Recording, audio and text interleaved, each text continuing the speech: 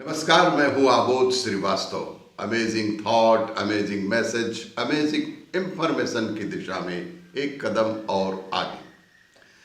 आज की कहानी का शीर्षक है मां और पुत्र की एक रोचक कहानी।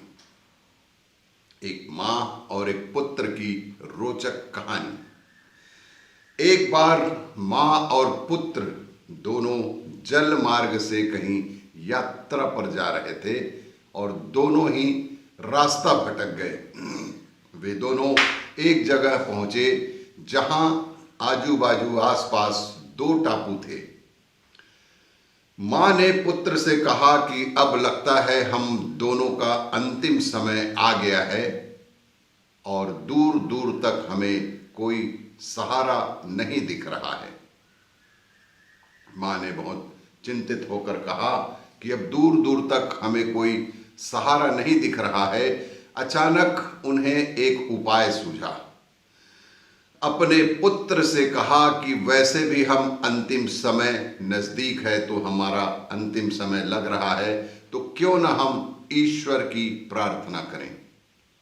मां ने पुत्र को सुझाया कि चूंकि अब हमें लगता है कि हमारा अंतिम समय आ गया, तो क्यों ना हम सिर्फ ईश्वर की प्रार्थना करें। उन्होंने दोनों टापू आपस में बांट लिए। एक पर मां और एक पर पुत्र चला गया। दोनों एक एक टापू पर चले गए और दोनों अलग अलग ढंग से ईश्वर की प्रार्थना करना शुरू कर दी।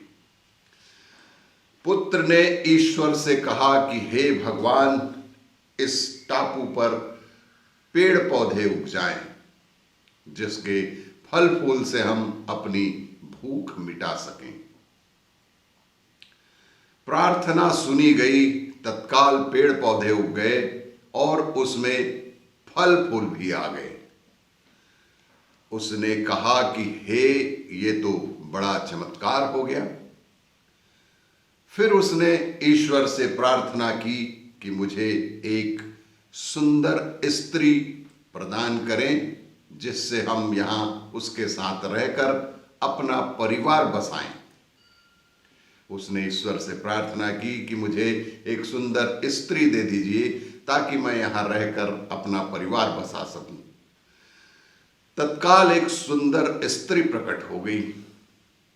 अब उसने सोचा कि मेरी हर प्रार्थना तो सुनी जा रही है ईश्वर के द्वारा।